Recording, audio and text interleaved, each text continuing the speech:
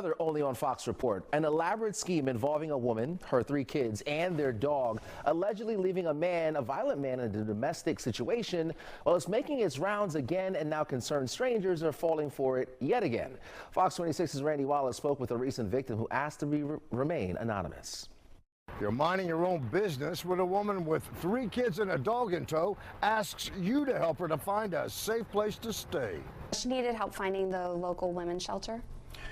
She told you she didn't have a phone. Yeah, that she was scared that her husband would be tracking her. She had me call this one number that she provided rather than finding something online, and it was someone claiming to work at the women's home, of Montrose, and she said that she found a home for them, a safe harbor hotel for a month. And that would cost money. Yeah, it would cost $171, and then they would need an additional money for food until they could get on food stamps. How much money did you give her? $300. Sound familiar? We first reported on this scheme in March of last year.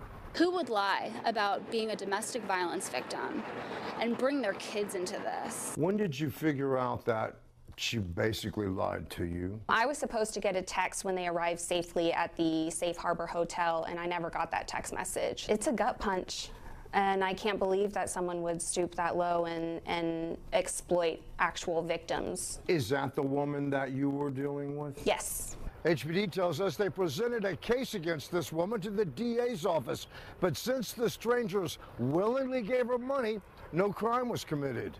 I still think it's fraudulent what she's doing at hand. It's very exploitative, and I think it's awful that her kids are involved. Police are continuing to investigate and want to hear from anyone with information about the woman or her accomplice on the phone. Contact HPD's Major Offenders Division. Randy Wallace, Fox 26 News. So much. And Mario Diaz will have much more and as well on our website, click2houston.com. In the meantime, right now at 5 o'clock, a Houston woman is claiming domestic violence abuse has been charged in what investigators call a years-long fraud scheme. Now, you saw this story only on Two just last month when we told you about a victim who lost hundreds of dollars thinking it would help this woman get into a domestic violence shelter. Let's go to Bryce Newberry. He's live right now in Northwest Houston with an update. Bryce. Yeah, Daniela, these victims tell police that this woman goes around with a car full of kids claiming to be fleeing an abusive relationship. The victims are then directed to call a certain phone number with a local area code, and they end up handing over hundreds of dollars in cash to that woman and her children. We now know through court records that this scheme has allegedly been going on for more than 2 years, and one of the first times that it happened was right here in this grocery store parking lot.